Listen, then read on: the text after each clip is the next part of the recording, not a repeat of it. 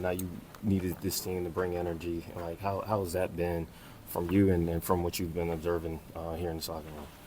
It's been good. Been going well. I have a bunch of great motivators as well. Not guys that are not only going to talk the talk but walk the walk as well. Do it with me, help and encourage me, like I said, along the way. So it's been great, and just having to bring more out of myself, raise the level of intensity, be more locked in for obviously myself because I want to win, but I feel like just as a competitor I am, I want to win for my teammates as well, and just love playing for dudes who've accomplished a lot. Who are the motivators? CP for sure, biggest one, always in my ear, whether in the moment I'm happy about it or not. You know what I mean? He's just leading me in the right direction. Obviously James, Kawhi, the dudes, but CP, yeah. If you watch closely enough, you're gonna always see CP talking to really everybody. So, as I said, sometimes you just gotta humble yourself and listen, and we move. I remember when you got here, one of the first days, you said you want to be coached, you want to be mentored by some of these guys. Now that you've had a couple of games in training camp, what's it been like with some of these vets? Obviously, you've been in the league a while, but the vets have been here even longer.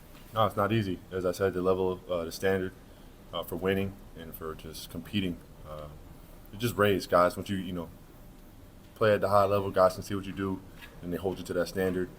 So you're just going to become a better player.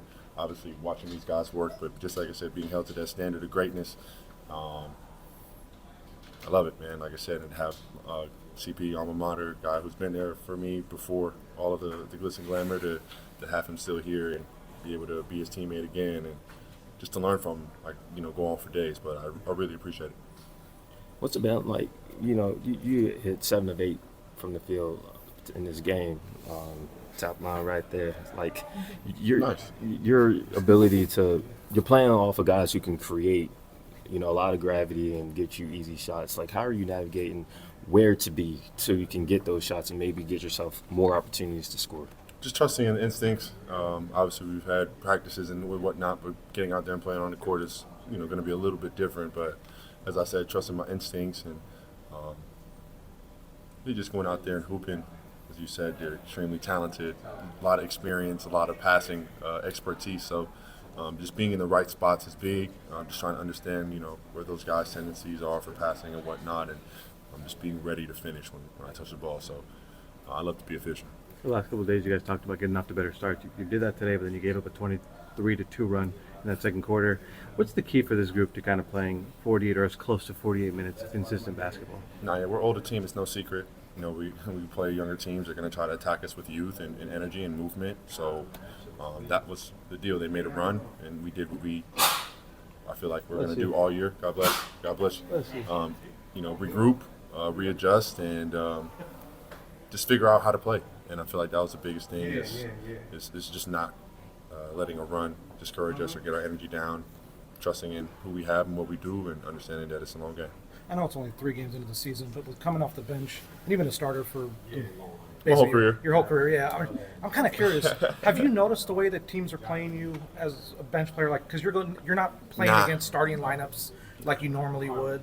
Is there any difference whatsoever in terms of the looks you're able to get because of that, or? Yes and no. I wouldn't say the looks, but to answer the initial question, teams aren't playing me the same way. They're loading up the paint, trying to make me score from anywhere out but inside the paint. Obviously don't want me dunking and whatnot with the playmakers that we have now. So, as I've said, I've been working on my game and enjoy also spacing and giving guys space to work and create. So, just got to hoop, as I said, be the right spots. Why do you and Brooke work so well together?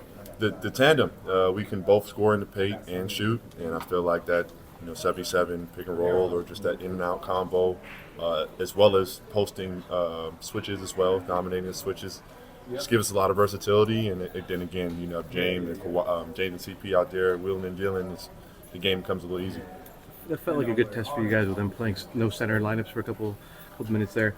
What did you like about how you guys were able to kind of counter that, and what are something maybe you took that you need to work on from those? That versatility. I think we still kept Brooke in there as well. So just the versatility to maybe I'm not in there, DJ's in there, Chris Dunn played a big part again, another role in his defensive activity. So, like I said, I'm just in love with the versatility that we have on this team, and obviously it's on Coach T. Lue to keep us in the right spots, but I feel like he's done a great job of trying to just mix and master, and obviously analyze the game and coach as needed. That dunk that you had in the fourth quarter after Zoo got it over the top, like how would you know to cut there? Man, that's just a big cut. It does my instincts, right? Zoo's foreign guy, so I'm feeling, hey man, the foreign guy's got to have that vision. You know what I mean? He proved me right, and I always, like I said, tell my big fellas appreciate the big to bigs because I always grew up playing using that big to big action. It's a really easy basketball action. So shouts out to Big Zoo, of course. I know again we're doing that all year. Hopefully, I can get a few back. Thanks, Sean. Thanks.